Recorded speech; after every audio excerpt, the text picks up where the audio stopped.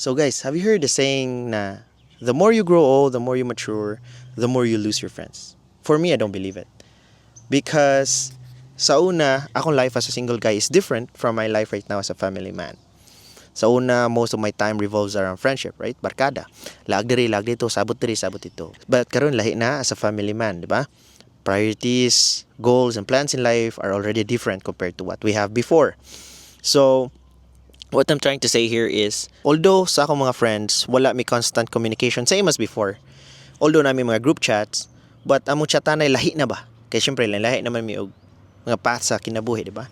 But every time kung magkita, migbalik, ma-brought back ra gyapon ang mga memories nga among nahimo niya. And sumura ra gyud pagulay na usab. The more we mature in life, the more we grow older, the more we realize na we're not losing people. We're not losing the friends that we had before or the friendship. We're just losing the connection.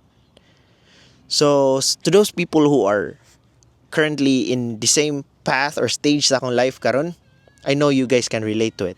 Maabot jud dito sa atong life ngayon ana. Pero gusto ra nako iklaro nga, we don't lose them. We just lose the connection, but nara jud sila. Nara jud pud ta as their friends too, right? So I hope that I was able to spread positive vibes sa inyo ron guys and na-change na ko yung mga perspectives in life, if ever. And I'll see you guys in my next video.